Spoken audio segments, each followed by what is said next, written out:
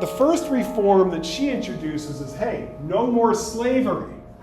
Instead, she institutes something known as the encomienda, which was based in no small part upon feudal practices in medieval Europe. The idea being that the encomendero, the lord, the person who owns the encomienda, is owed the labor of a group of indigenous people in exchange for him overseeing their Christianization. Right? So, in the feudal period in Europe, the idea was that you owed your loyalty to a lord who oversaw your protection. The idea here was that indigenous people would give up their labor to these Spaniards who oversaw their conversion to Christianity. Right? The idea is it's supposed to be reciprocal, even if it's a little hard to understand those terms looking at it today. The problem with the encomienda was, of course, that it was subject to rule abuse. Maybe the indigenous people who belong to an encomienda are only supposed to work for a couple of weeks every couple months. They'd be forced to work 6 months without a break, right? Because who's really overseeing it? This is kind of a wild frontier.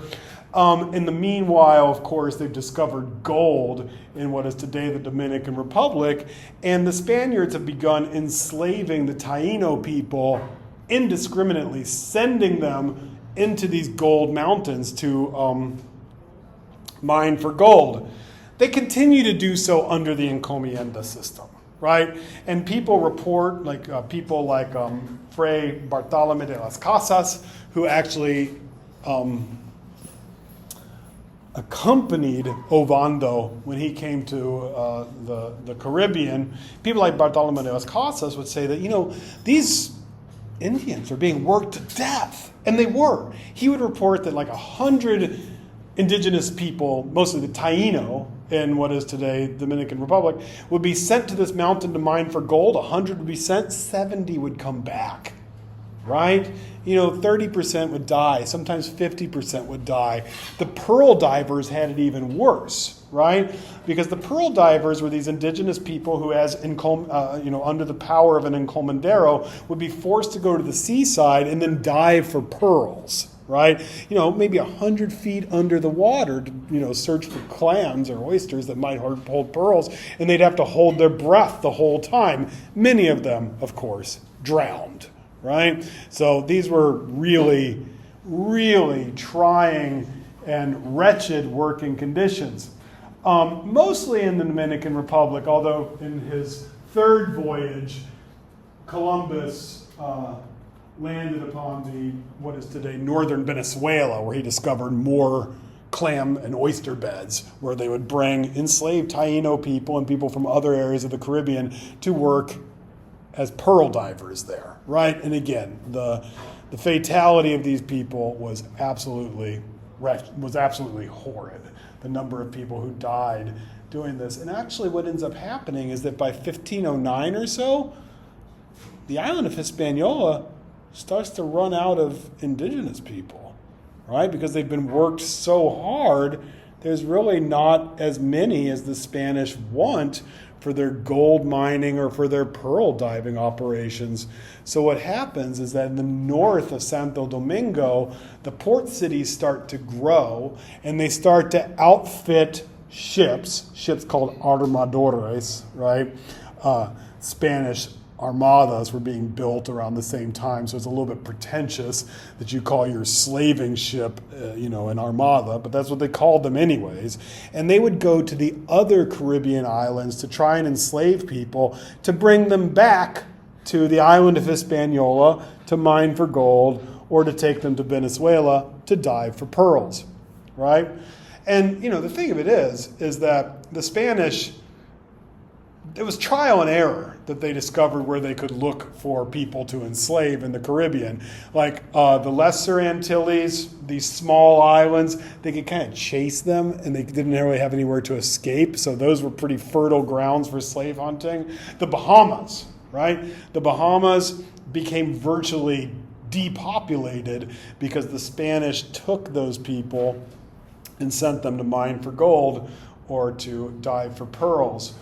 The Greater Antilles, the Spanish had less success because the indigenous people there were particularly fearsome according to their records, and they might have practiced cannibalism. In fact, they probably did. Of course, the Spanish tried to use that as a justification for enslaving them, but they were a little scared of them, so they mostly left them alone. It's not just Hispaniola that becomes depopulated of its indigenous population. It's the Bahamas and other neighboring Caribbean islands that lose their indigenous population to these slave raiding expeditions undertaken by the Spanish.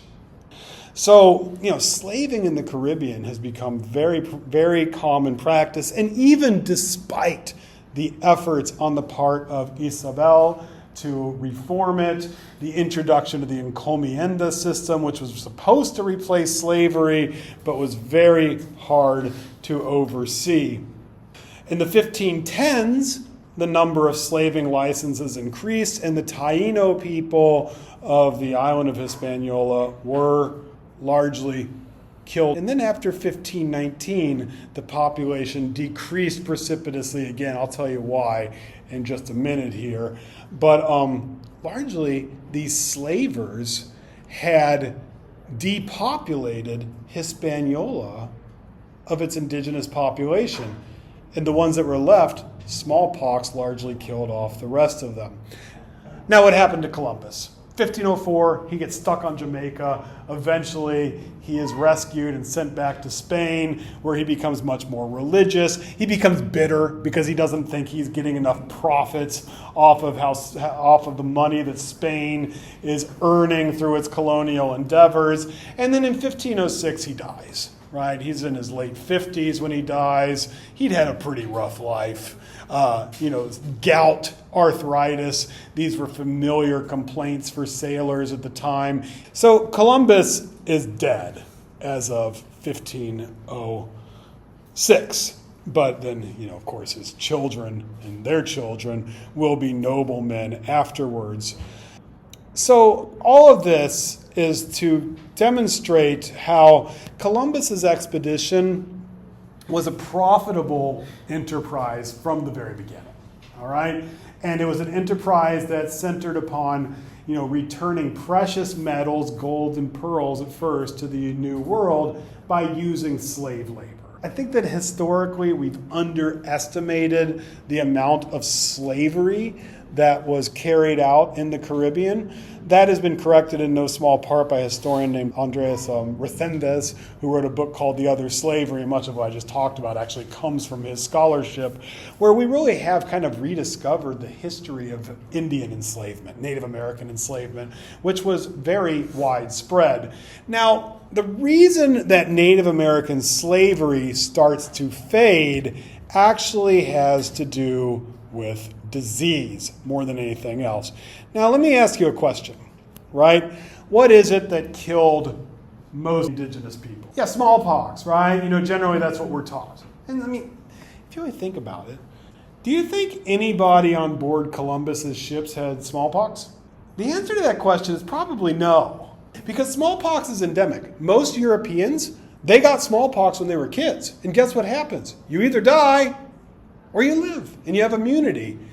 Most of the people on board Columbus's ships, especially considering that they came from dense urban areas, they'd already had smallpox. So they were immune to it.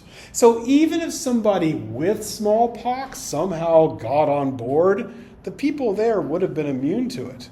Now, could someone have gotten smallpox on board, died during the voyage, and then the virus somehow lived outside of their body? I guess that's a possibility. We don't really know because, we don't get vaccinations against smallpox anymore because it's been eradicated. Smallpox only exists in laboratories now. So we don't really know what the lifespan of the live virus is outside of the body. But the idea that that virus could have survived the trip from Spain to the New World and then somehow come in contact with an indigenous host, it's pretty unlikely, right? A well-known historian has estimated that the possibility of someone on board one of Columbus's ships having smallpox, about 2%.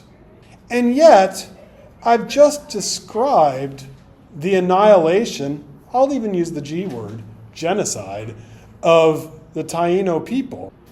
That didn't really involve smallpox in that story, did it? The point that I'm trying to make here is that those people who were, killed in the wake of the Spanish colonial vortex at the beginning, it wasn't smallpox that killed them.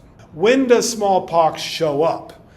Most historians think around 1519, right? So that's about 30 years after Columbus's voyage. Okay, and what I've just described was pretty traumatic, wasn't it? And no smallpox there. What historians think is that probably it's very confusing, right? Because we have these people called the high counters who in the 60s and 70s estimated a very large number of indigenous people in the Americas prior to the arrival of the Europeans, putting the number at somewhere around 10 million. We think that was probably way overcounted, right? Columbus himself thought there were probably around 3 million indigenous people on the island of Hispaniola. Probably because he was, his eyes had money signs in them. The number was probably closer to 20 or 30,000. By 1519, the number was down to, what was it down to? I think it was around 2,000. And then smallpox hits and kills the rest. So smallpox is the second wave. That's what I'm trying to describe here. And it's a wave that hits a people who have seen their world completely change, who are traumatized, to use kind of a 21st century word for it, by this whole experience. When they first saw the Spaniards, and it's the way that Columbus describes the Taino people upon encountering them is they're very sweet, right? Let us show you this, let us show you that. They're very nice to the Spaniards when they arrive.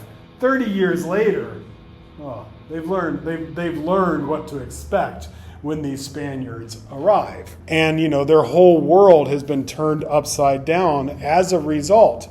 And then smallpox hits, right? And they're particularly susceptible to it. So I think what we have to do is to sort of revise this idea that it's smallpox and diseases that were responsible for the deaths of so many Native Americans. But also, I think we need to recognize that these initial waves of trauma, violence, and slaving were also a significant cause of the Native American, the genocide that was carried out against Native Americans. So, in a sense, what I've been trying to do here is to push back a little bit against the idea that it was smallpox that killed off Native American populations and say that actually it was the Europeans as well. It wasn't just these invisible biological microbes that were responsible for the deaths of so many indigenous people.